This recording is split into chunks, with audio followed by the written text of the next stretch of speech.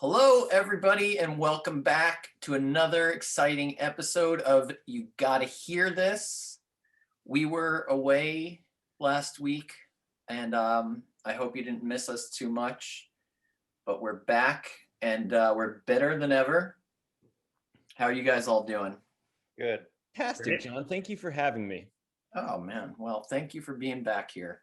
I hope you all enjoyed your week off. Harder, better, faster, stronger. Rest in peace, Daft Punk. Oh, man. Yeah, a bit of sad news about Daft Punk. They're Quite a done bummer. for. Very big deal. Yeah. My favorite robot group. Yeah. It seems a little odd to me just because I feel like the way the way they do things, it's just two people. They're basically anonymous. They could take like 6 years off of the band and then come back and put out an album. Right. Didn't seem like they were in a high pressure situation, I guess is what I'm saying. No, not at all. Yeah, seemed like a pretty prime spot that they were in, but We don't know who's under those masks. This could be a Menudo scenario where they could just go forever and just keep passing down. Like Doctor Who. Absolutely. Man, they should. Why not do that? Why not? Daft Punk, if you're listening, you can have that idea free of charge. I feel like they got to a point, maybe they were working on something and they were just like, it's not working. Or it's like, I don't know, maybe they had one of those moments working together and then they decided early on, like, once we know it's not working, we're going to call it a day. And they had like some secret handshake on it or something. And then it happened. That's what I'm assuming, but I have no idea. Yeah. An outward. I'd love to have an outward with some friends. Just be like, all right, swim. Just walk out. Pineapple. And you're just done. Yep. Like, all right, no, don't talk to Mike anymore. What was that word you just said? Was that a made up word? Swim. Swim. What's a swim? You say that to me, I wouldn't know what you meant, and I would just keep calling you because I would think we were still friends.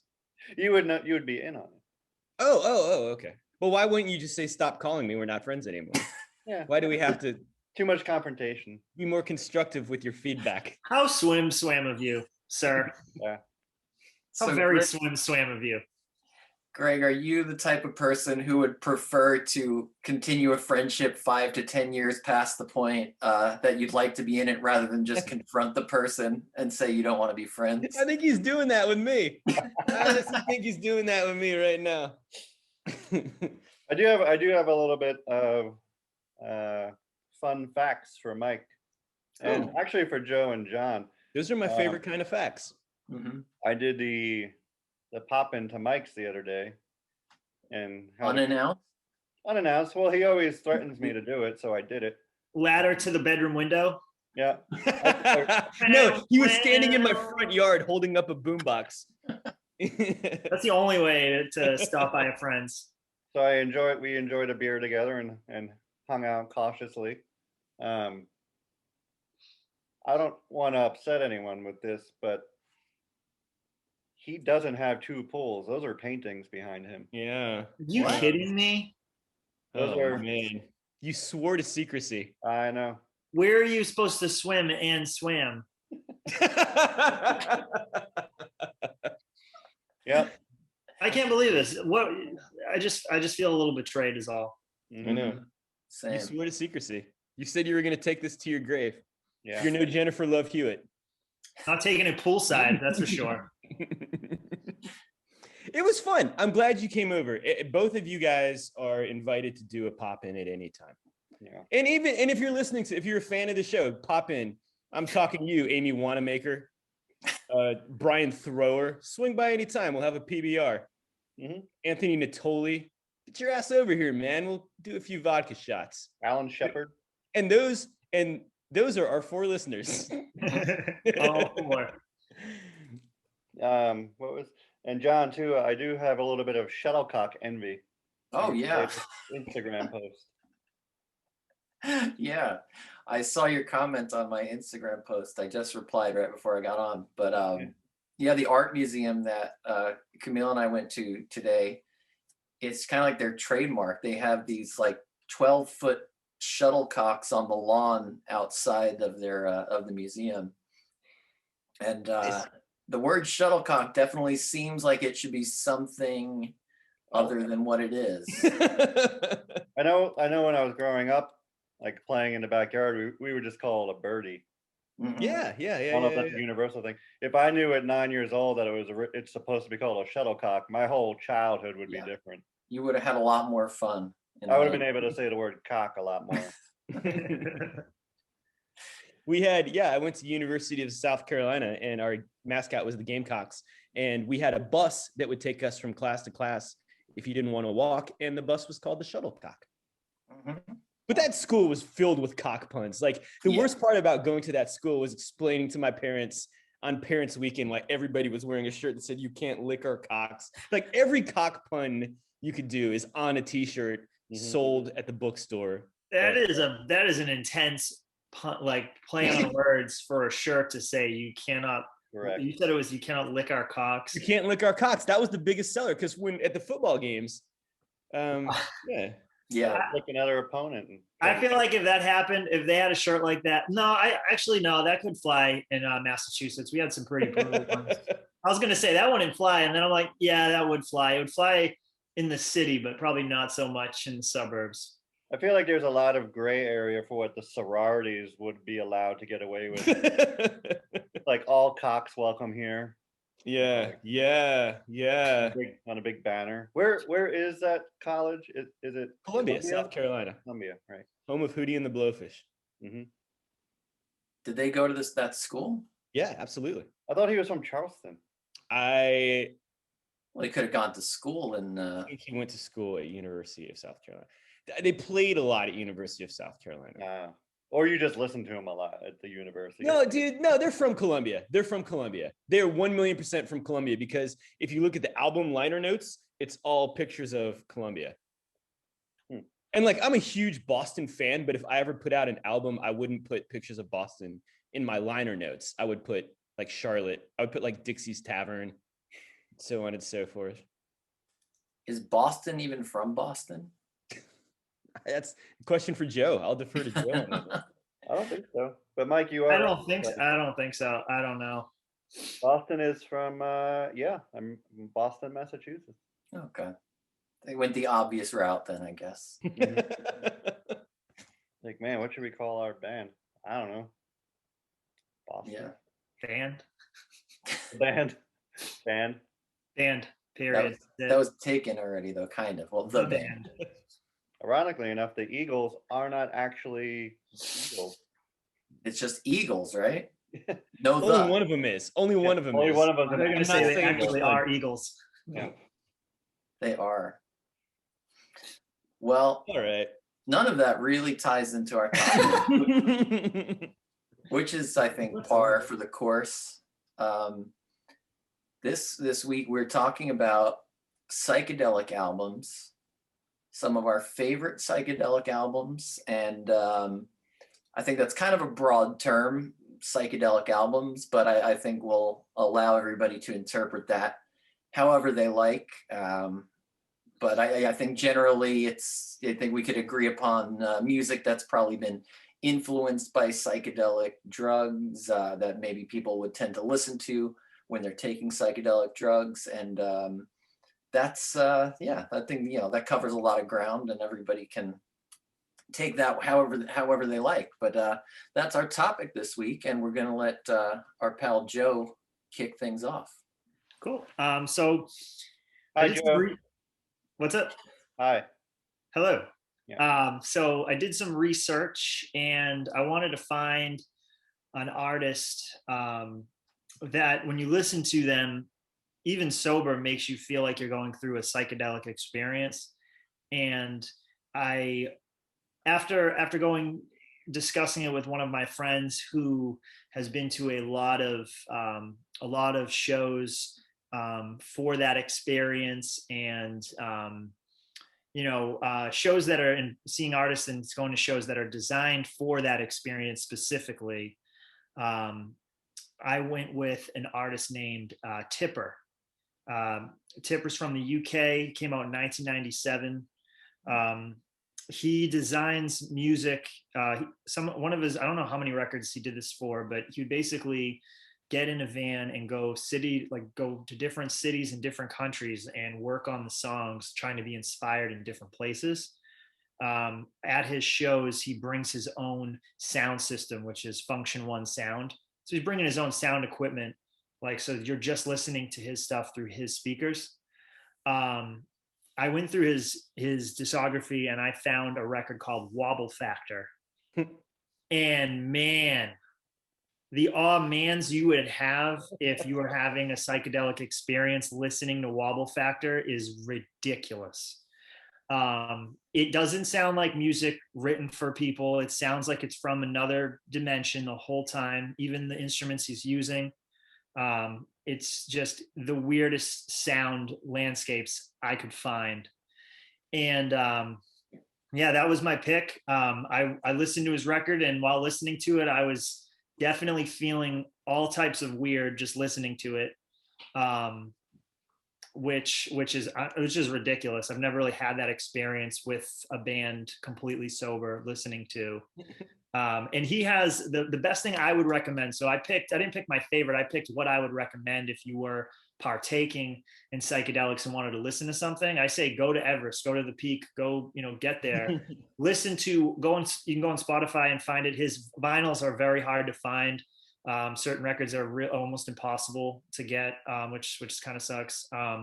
But Wobble Factor DJ mix, it's 42 minutes and he live scratches over his record Wobble Factor. He's incredibly accurate at scratching. It doesn't sound like, it sounds like it's live, but it doesn't, there's not a single second that's missed or, hit off time. But yeah, that's my recommendation. And yeah.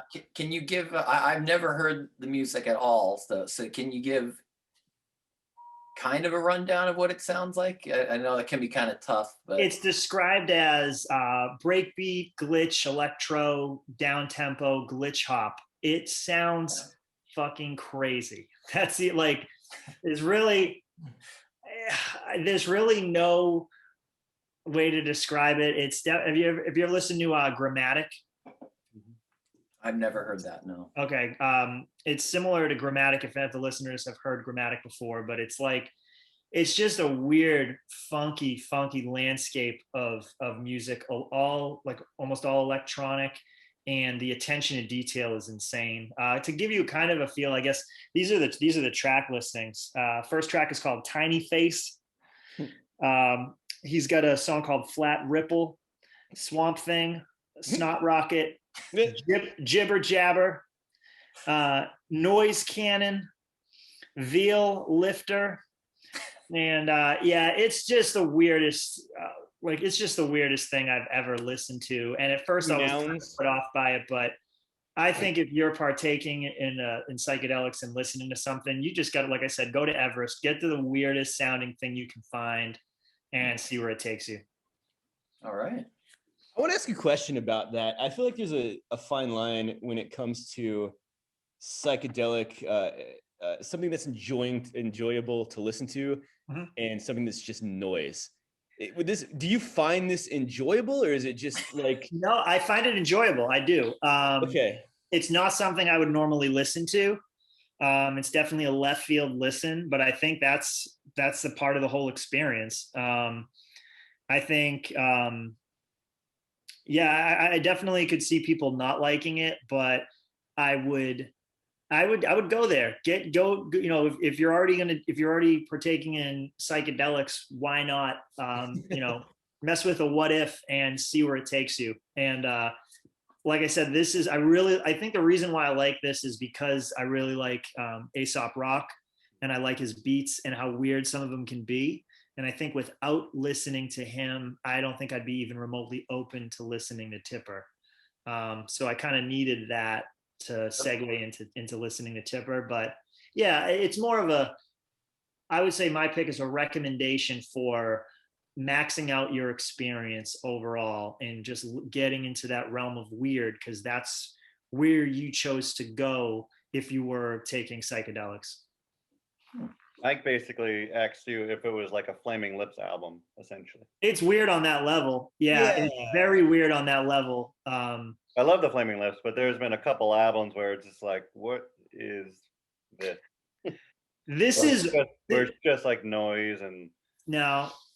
I wouldn't say this is noise. This is a lot of love and care put into these records. After his first record, Dolby Sound went to him to create a record that they would put through just their speakers. Oh, wow. So for him to get that that kind of deal after one record says a lot.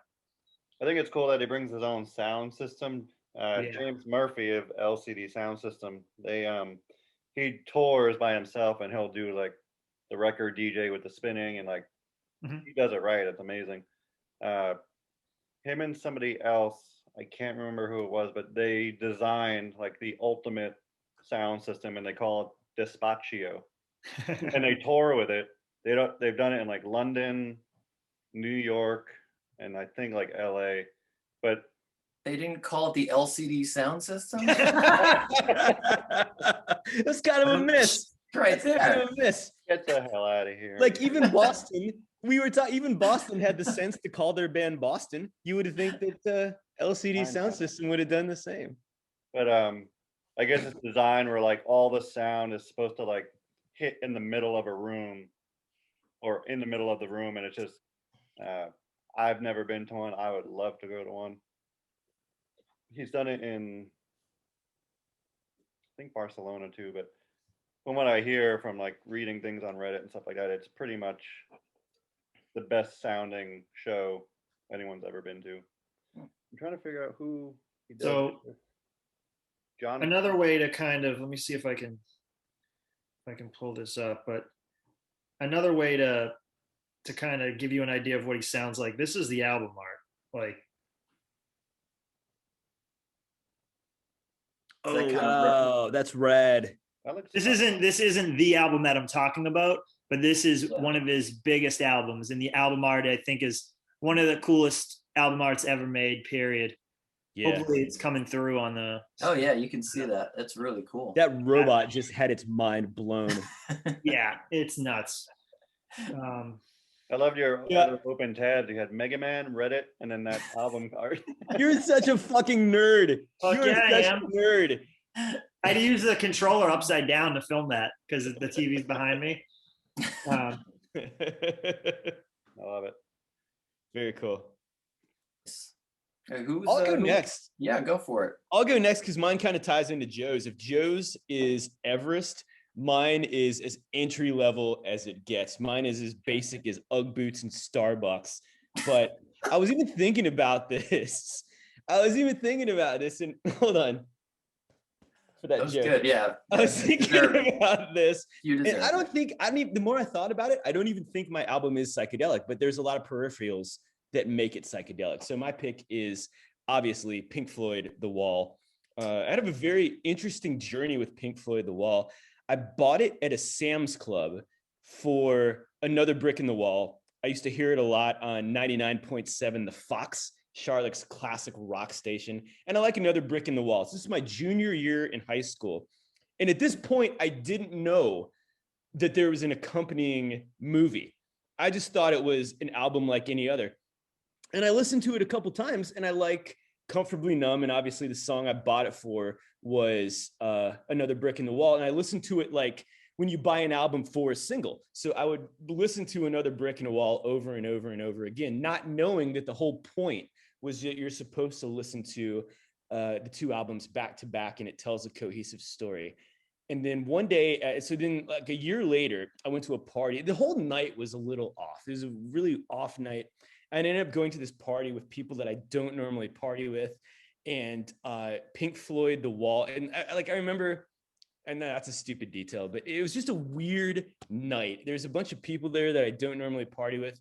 And when I was in high school, I never drank, I never did drugs. I never got into drinking at all until somewhat late into college. So Pink Floyd, The Wall was on TV at this party and nobody was watching it. We were just kind of having a party, but it was on in the background and I couldn't help but to watch the movie instead of interact with everybody else. But there was no music. There was no sound on the TV, so everybody could talk at the party. So I was just like, what the fuck is, it blew my mind. It absolutely blew my mind. And it just lended to the weird overall vibe of this evening. Just a really weird evening. So I asked somebody, like, what is this? And they're like, oh, Pink Floyd The Wall. I was like, oh man, I'll have to watch this. But I never, okay, wait, I'll get back to that later. But I never really watched it until my freshman year in college. So this is a 2-year time span from the time that I bought the album. A year later, I realized there was a corresponding film, and then a year after that, I finally got around to watching it. And it just, like Joe said, his album was the Everest, and mine is entry level. So, you know, when you're a freshman in college and you're just trying to, like, you're 18, you're exploring new things, and you think you're so edgy when you watch Pink Floyd The Wall. And I was like, whoa, man, this must be what it's like to do acid. And, you know, you go around and you tell all your friends, man, you got to see Pink Floyd The Wall. Let's buy that Reservoir Dogs poster and put it on our wall, and then we'll go out and have some natural light ice. Like, these are just things that freshmen in college say to each other. And but it just blew my mind. And it got to the point where whenever I would have an existential crisis, Pink Floyd The Wall would be the movie that I would sit down and watch and just kind of let my mind go. Because at that time, that was really the only experience I'd ever had with a film like that. So yeah, my pick is Pink Floyd The Wall and the corresponding film, Pink Floyd The Wall. And I'm going to settle the debate right now. Pink Floyd The Wall 2, better than Pink Floyd The Wall 1. So there you go. If anybody out there has been wondering which album of the two is the better, I'm going to say second disc. Absolutely. Because you got Little Black Book to put my foot. What's that song? Bag with a toothbrush and a comb. I feel like we've had this debate, and have we already had it? I don't know, but and I think I feel like What's your wait? Okay, I have a comment. And then a question. I gotta look at the track listing though before I make any arguments. Okay. So there. You go ahead first though. My comment is the last. As much as I love Pink Floyd The Wall, the film, the last 50 or 45 minutes are bullshit. And that's my comment. And then my question was going to be to the group here. I don't know how familiar you are with Pink Floyd The Wall, but what is your favorite of the two Pink Floyd The Wall albums? I prefer Wish You Were Here over The Wall. Yeah, Wish You Were Here is fantastic. I probably should have picked that in hindsight. It's such a great album. I appreciate The Wall for what it is. Mm-hmm. The movie's fucking weird. I'm just never ready to dive into that ever. Yeah. But not to say that Wish You Were Here isn't like weird in its own right. But you didn't hit the nail on the head where like everyone kind of used The Wall as like their crutch, like, oh well, I like Michael Jackson Thriller. They're just trying to get like the street cred. It's the street cred album. Especially when you're a freshman in college. Drinking natural ice and right. Reservoir Dog posters. And I don't hate it. I don't have any bad things to say about it. It's not my favorite Pink Floyd album. That's all right. I think that's fair, and I think that Dark Side of the Moon is the more basic choice if you're going to go with a psychedelic Pink Floyd album, because like Dark Side of the Moon doesn't have as many moments that are as challenging to listen to or like grating. Like it's I don't know. It does have its moments, but like The Wall is not necessarily a pleasant experience to sit down with, especially psychedelic wise. If you're going to be listening to The Wall, you're going to have to like kind of get through some stuff, like, whereas Dark Side of the Moon, I feel like has a lot of classic elements of just sort of like, I guess a little more like hippie psychedelic type stuff, a little more floaty, ethereal sounding, a little less harsh, but then there is some stuff there to freak you out too. So I don't know, but don't listen to Animals. Animals is definitely a challenge too. Yeah, I think that would be the hardest. That Money song on Dark Side of the Moon is one of my least favorite songs I've ever written. Really? It's so that stupid sound effect with the money and like You don't like the use I of hate cash it so register much. as an instrument? And You I wouldn't think have liked their kitchen utensil album then, if that didn't they have? Weren't they working on one and it didn't come to fruition? and I think it's also like with growing up on Long Island, there was WBAB, and they would play the shit out of that song and use it for like their contest giveaways, like in the background. Oh, It yeah. was, it was beat like a dead horse. Let it That'll go. do it. The Flaming Lips redid that whole album, and it was really great. Oh, wow. I'll check that Yeah. out.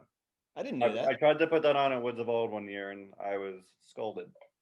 Yeah. So that for some context, the Woods of Old get together. We do it every year, and there's a lot of listening to albums like this, like psychedelic music and stuff, and that one I think was immediately shot down. I was totally in for the Flaming. I was on Lips board. Dark I was Side. like, we're gonna do it. It's gonna be great.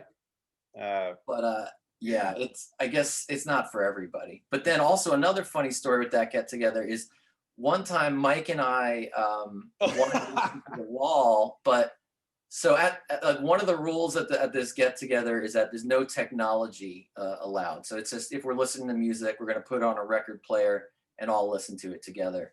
But Mike and I were talking about The Wall, and we really wanted to listen to it, and we felt like it would bum people out if we put it on in the room. So I got my phone out and we went outside to listen to it together, and then we got reprimanded for that. We got scolded for using technology to listen to music. I honestly never knew you did that until right now. Yeah, same. We got a very I think stern it's talking Adam. to. I think Yeah. Adam scolded us, right? What year was that? That's why we don't let him on our podcast. I don't remember which year. I think it was the year where, if this means anything, I think it was the year that I only went for one night, and then I don't know. I never knew you. That's really funny. I could just picture you and Mike outside, like huddled under a blanket, listening to The Wall. We called it our Nine fort. Boys. It was our fort. That's great. But you know what I also remember is then the last Woods of Old, we listened to The Wall downstairs, and it actually went over much better than I thought it was going to. Everybody was generally into it, I think. And we were debating whether the second disc was better than the first. And I kept making the argument that the second one was not as good. But then every song that came on, I was like, oh, yeah, there's this one. Oh, and the songs basically kept proving me wrong. And I think the only thing I was thinking of is the last segment where they have the trial, and it's sort of like a little more like musical theater. Yeah. That long, like last 10 minutes. I think that's the only downside of the second disc. It kind of, a little bit like the movie. It's like that last bit it's a bit much. A little maybe. much, yeah.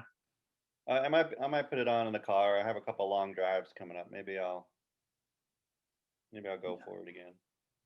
Do it. You gotta be in the right mood, I think. I have the album. It's missing the one disc, so that's kind of a bummer. That's why I never try to listen to it here, because I don't want to just listen to the first one. And yeah, that's kind of a significant part of the experience. Yeah, it's the second album. It was actually it's one of the records that I found when we were in Long Beach at 4 a.m. That was in that stack of records. But it only had one. Yeah. One disc. Yeah, classic story of wandering through the streets of Long Beach at 3 a.m. and finding 3 boxes of vinyl just sitting out on the curb. I got one of the first pressings of Elephant by the White Stripes. It was amazing. Oh, so Jesus. In the trash? Yeah, just in the garbage. That's crazy. There was a lot of good stuff in there. It was wild. Yeah. That's where I got Las Vegas Grind right here. Oh. This one with the naked lady. Is that, I'm guessing that's something to do with your choice for this week. Is that a good segue? It is a good segue, yeah. This is actually one of the ones, I brought this to Woods of Old like that following weekend, like because it was coming up. And I was like, it looks really great. And I don't like listening to it anymore. So but there's like a whole, there's like volume 1, 2, 3, 4, 5, and I have all of them because I went down like a shopping spree on eBay to find them all. This is just like, on the thing it says, sleazy, cheesy, bad. So it's basically just like old Las Vegas strip club music from like the 50s. It's pretty great. It's completely bonkers. Uh, it's more noise than anything. I think on one of the records, there's I think a woman's actually orgasming. It's something. Yeah. I wouldn't know. I wouldn't know what that sounds like. Yeah. We have fake pools in your back. Edit that out. You're gonna get a good one. Yeah, gonna edit that out. Greg, no, is that that band? Is that band? I might be wrong, but there was a band that we used to listen to where it sounded kind of like surf music. Yeah. And then the guy would just, okay. The guy would just be like baboon eyeballs. Yes. Is that who that band? Okay, I love that band. All It's right. Yeah. Is that what a woman having an orgasm sounds like? Yeah, baboon eyeballs. I don't think. That's a lot to take in.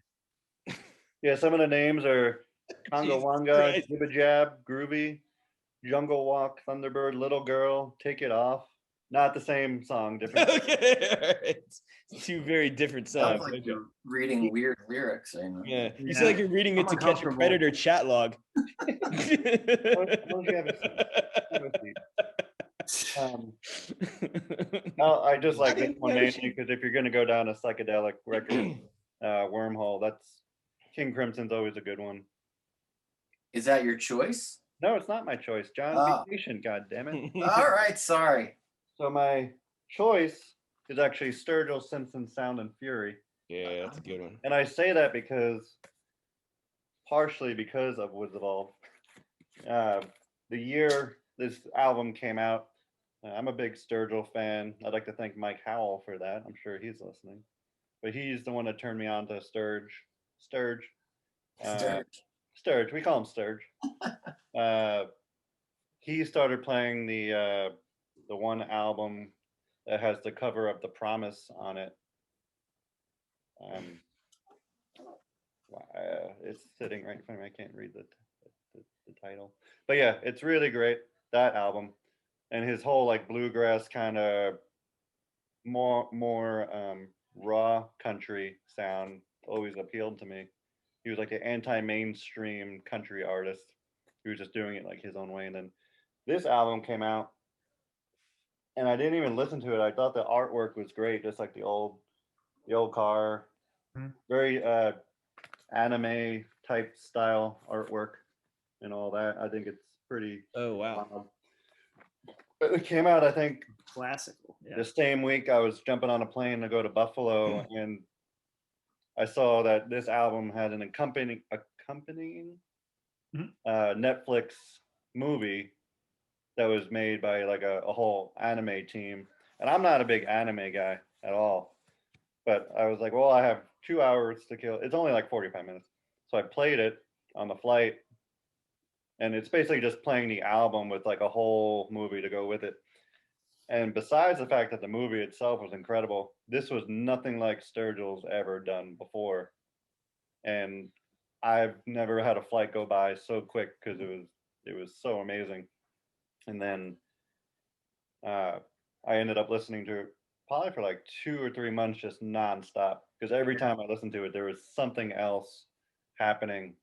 There's so many sounds, so many little effects, so many times that you're like, all right, the song's done. That was weird. And then he just hits you right back into something else of the same song. And it's just completely wild.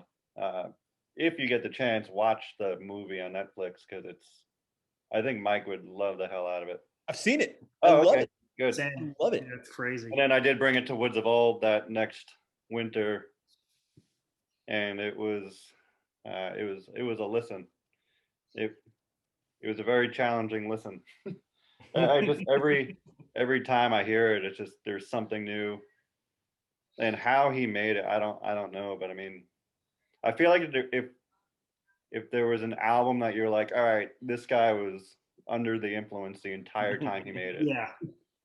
I feel like this would be it.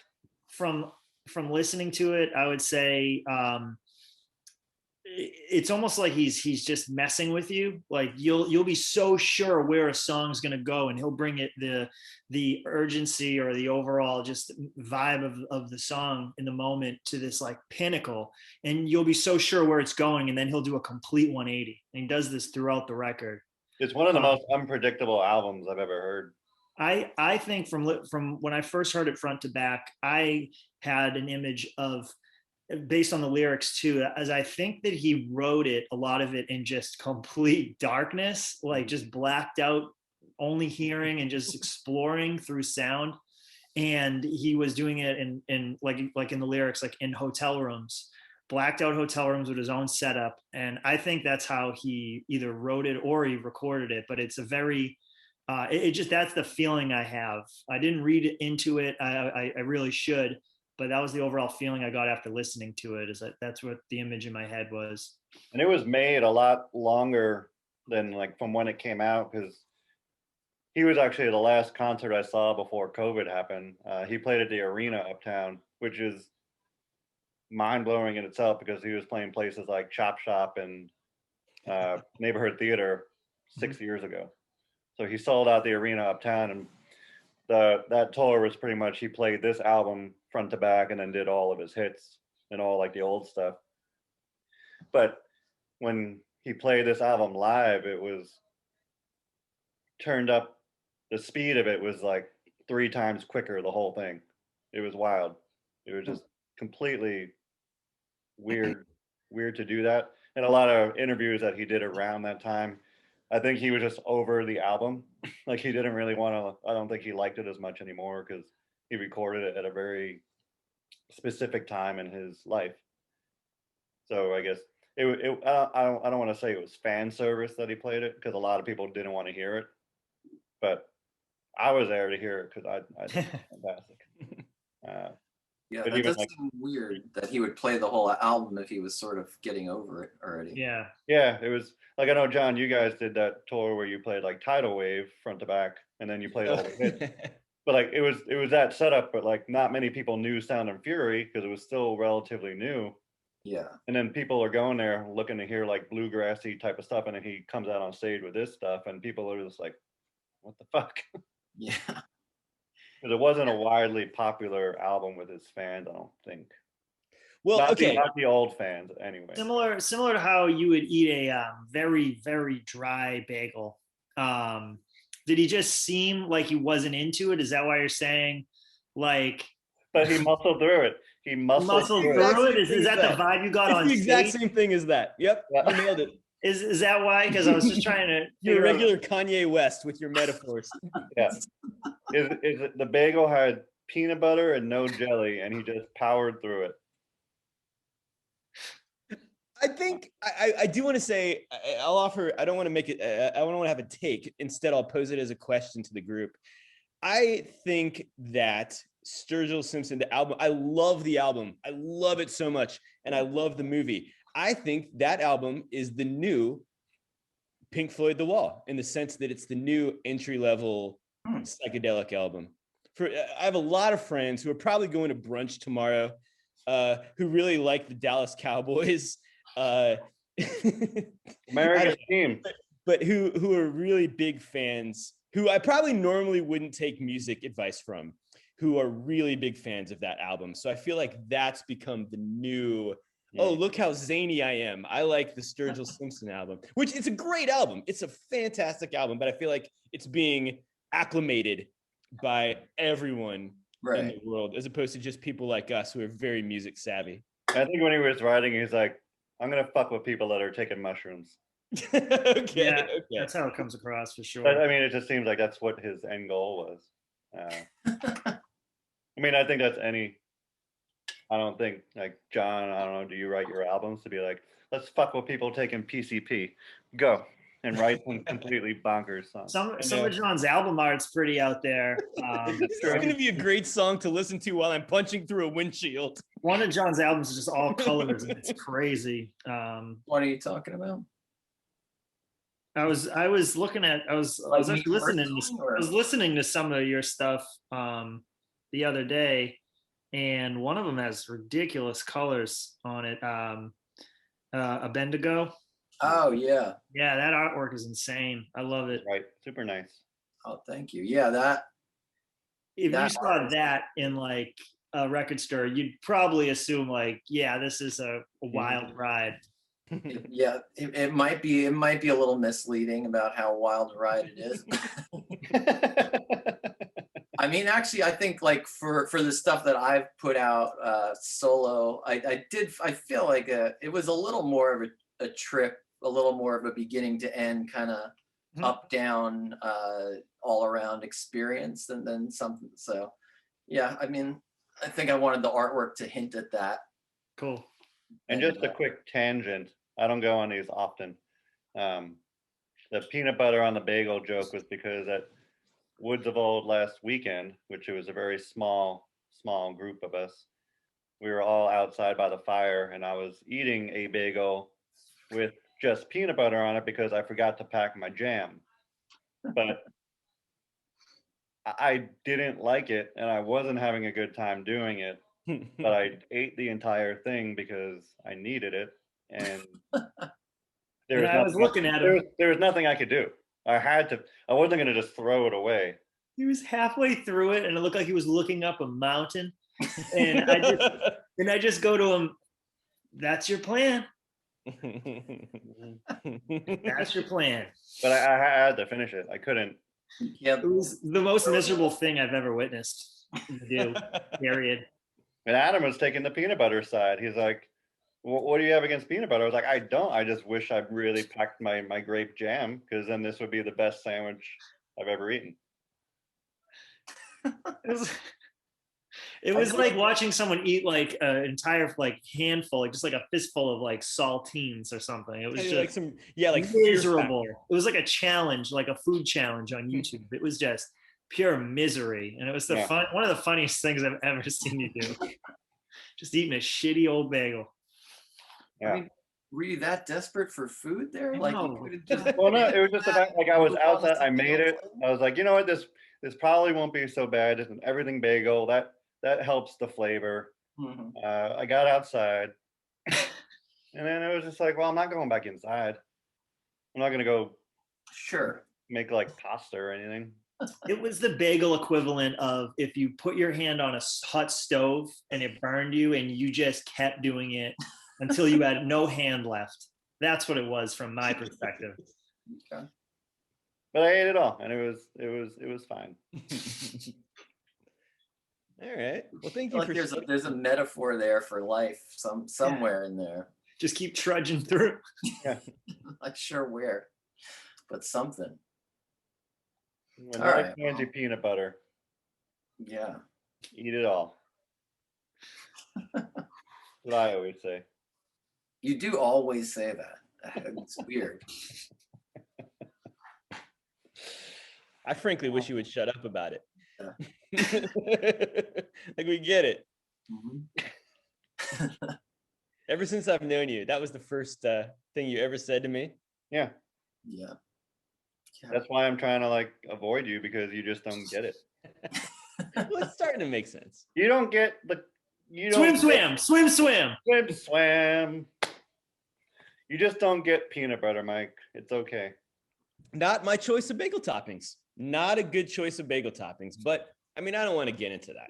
Even chocolate chip bagels, though, it's a great topic for a chocolate chip bagel. I'm not going to have blurry paintings behind me during a podcast. Leave my paintings out of this. I will say though, Mike's a regular art entrepreneur. He's got he's got a collection there. He's got quite a little collection. Thank you.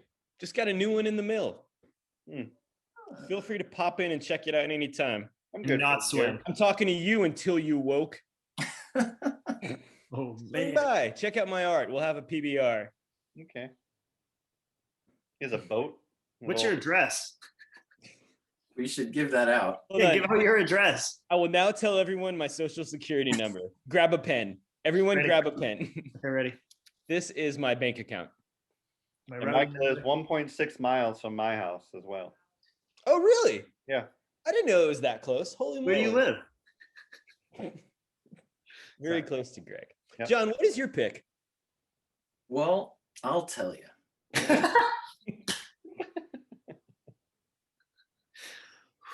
But before I tell you that, I want to bring something up as an aside real quick, and this is a real Mike baby move, but I'm gonna do it anyway.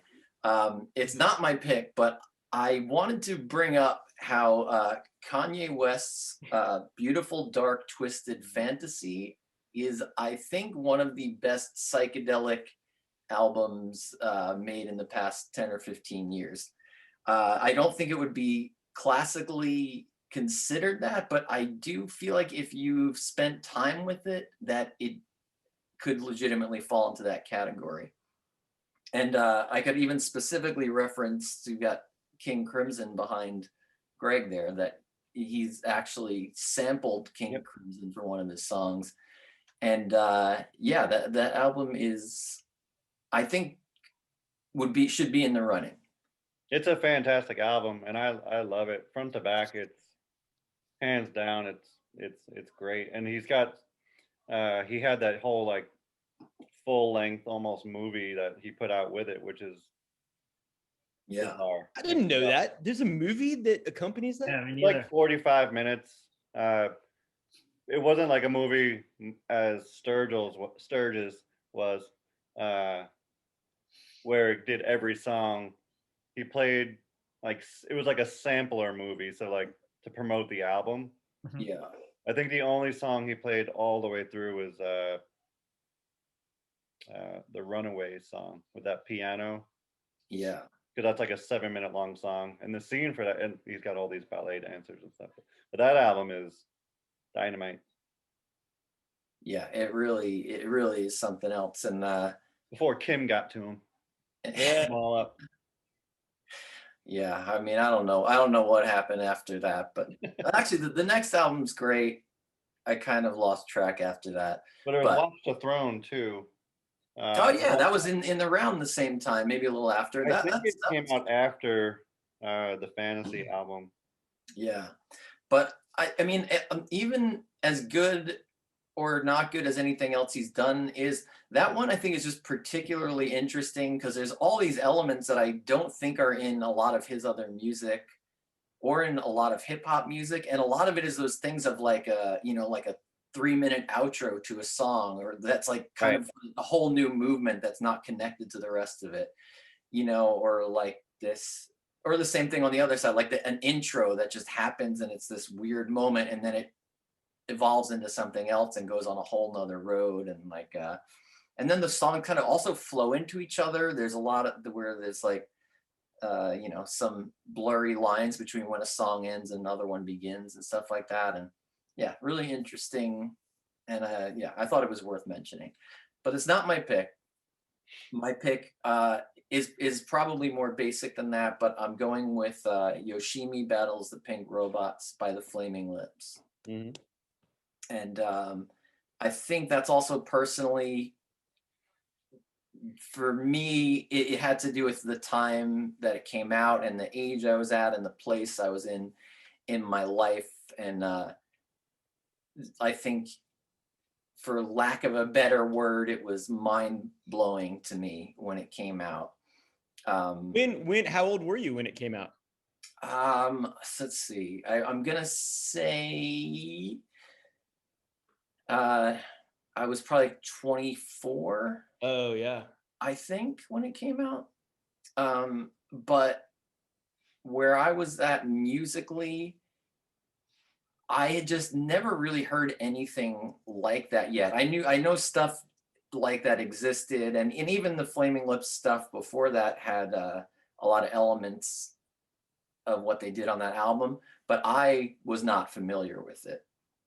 And it just hit me at the right time. I think they also blended these elements of pop sensibility with weird psychedelic noises and sounds, and there was the perfect balance for me between it being kind of listenable and enjoyable, but also challenging and like, oh my god, what was that, like while you're listening to it. It's like one of those things where it was the right blend for me, and that I think can be an important thing if you're talking about psychedelic music, because it's pretty easy for it to go off the deep end and get to a place where you're just like, nope, I'm out. Can't hang. Nope. I'm out. Can't do this. This I'm is out. no good. No good. Yeah. But it dives into these places that are a little weird and dark and unsettling, and then it like comes out of them and goes into something like really melodic and really hopeful, and it takes you on that kind of trip. And I think, like since then I've listened to a lot of music that is, you know, maybe more challenging and I don't know, more psychedelic or whatever that means. But Yeah.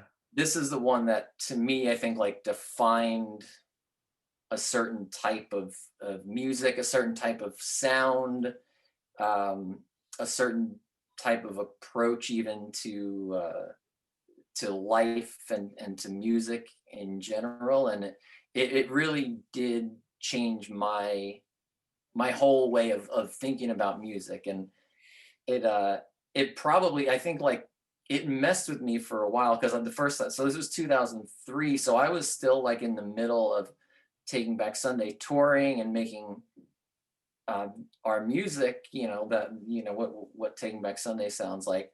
And then I heard this and I was just like, well, this is why is this is what I should be doing? Like, how is everybody not doing this? This is like what it should sound like. Yeah. And that takes a while to work yourself out of, and it really does. I can't just become the Flaming Lips and like No. twist my whole sensibilities around to match this, but I wanted to, for a while I was like, that's what I want to do. And then I realized, well, I can't do that. I've got to still be myself, and I can't just be a knockoff Flaming Lips wannabe band or something, so. But yeah, that's my pick. Yoshimi Battles the Pink Robots by the Flaming Lips. There's two of those good songs. Is like the Do You Realize is one of my favorite songs, and then they follow that up with that All We Have Is Now, which is a great song. The beginning's pretty rough. The flight test thing is just, that's one of those like, is this noise? But no, it makes sense. The album as a whole is good. I prefer Soft Bulletin over Yoshimi. That's their more mainstream one, I think. Did he win? Like battling the Pink Robots, like did they ever have a conclusion of who wins? Or I think Yoshimi is a girl. Yeah, her? You are right. I still don't totally know what the story is. Like I just hope she made it out okay, and those robots are fucking done. Like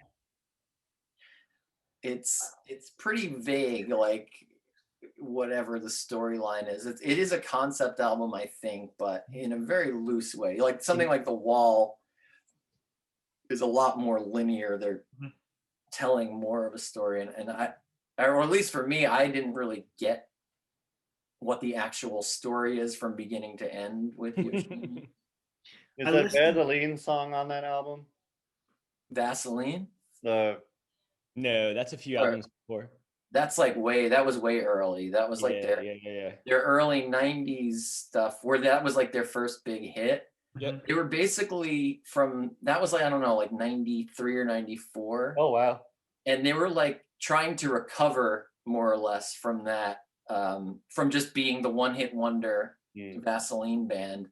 And I think like Soft Bulletin was the first album that they put out where people finally were like, oh, okay, these guys do something more than that. They're not just a random silly one-hit wonder band from the 90s. And then Yoshimi really like put it over the top. But I wasn't really aware. Like I actually didn't hear Soft Bulletin until after Yoshimi. So Yoshimi was my real introduction. And it might have been different if I had heard Soft Bulletin first, but I did not. I have a comment and a question. Okay. The comment would be that one of our listeners, Seamus, he brought American Head to Woods of All this weekend. So good. That's the newest Flaming Lips album? Correct. Instrumentally, it's fantastic, but you really got to be careful about listening too hard to what he's actually singing about. it's But pretty it is a little dark. It's very dark. Yeah. But I don't know when. I think, was it John that you asked me? Is that the time, like if he wrote that while he was going through his divorce or something? I just don't know. Like, I know he has like this whole relationship stuff going on, but it was a little, it could have been his therapy album. Who knows? But it's out there. Dude, it's the landscapes of this album are ridiculous. From first listen, from my perspective, it felt like every song was its own like alien world musically. And there was just very colorful overall, very like rolling plains. Like you got this feeling of, you know, clouds coming over a mountain, over plains, and just raining color on everything. It was insane. I got some soft bulletin vibes from it. Yeah. Yeah, it was something. It's better than a couple of the past albums that they've come out with. Yeah, the American Head one, I was glad they kind of returned to a melodic sensibility that I had been missing for the last couple albums. You know, like they sort of, it seemed like they were actively not embracing melodies, or almost like we're going to make a lot of noise and sort of like make it challenging for you to listen to this. And and then that American Head one, they kind of, it's very melodically enjoyable. But I think is go ahead, John. Oh, I was just gonna say it seemed like he covered a lot of, or like lyrically he covered a lot of things from his whole life. Because there's like the one song I think deals with how he almost died when his store was robbed when he was like working Long John Silver's, and there's a lot of Mother, I've taken LSD. Don't forget to let the dogs out. Oh my God. My question is also related to Seamus, because this is more of a trivia question, and this will be my cliffhanger for the week. Maybe our fans can chime in without Googling, you little cheaters. Who is the only rapper to perform or to be on Biggie and Tupac productions? Oh, that's interesting. I don't know. It was about 15 minutes, and we were coming off of some good ones, but nope. It's a great trivia question. And did Seamus knew the answer when he presented? He did, yes. He knew the answer. Joe, I believe, is the one that got it after like some severe hints, but it makes sense once you hear of it, and it tracks. It tracks, as Mike says. I'm trying to think who it is. I have no idea. Mike's wheels going. I'm curious to know. Also, Seamus, anytime you want to do a pop-in, come on over. We'll have a coffee. Him and Adam are saying they might actually. Adam, stay out of my house. They want to start a podcast together where they critique our podcast. You told me. That's hilarious. And I think that's something. I don't think they have a minute to do it, but you know. I wish they had the time to do it. I wish they had the time and energy, because it would be great. It would be great. It would be really great. Then we could have separate podcasts critiquing their podcast that critiques our podcast. Yeah, it would be an endless cycle. We could go forever and ever. Also, Fairview. Anytime you guys want to swing by. Yeah. Yep. You know, once touring goes back, who knows? You know, they might have to crash here for the night. Yeah, door is wide open. Yep. Next time they play in Charlotte. Just hope they don't bring their swim trunks from Mike's house, because gonna hang beside some paintings. Those are not windows. Those are paintings. It's gonna be weird to wear swim trunks and just lay beside some pictures. Yep, it will just be one of the many disappointments you get from visiting my home. Put that lamp just direct down like it's the sun and just lay under him. Oh man, next to Sammy. Oh, I love Sammy. Well, oh yeah, shout out to my boy Calvin. This whole podcast goes on to my friend Calvin. Fucking Calvin. We're getting really obscure with our shout outs. Calvin, the saddest face on a cat ever. That lives at our local cat shelter. Joe's shouting out. Oh man, I can't think of a better time to sign off.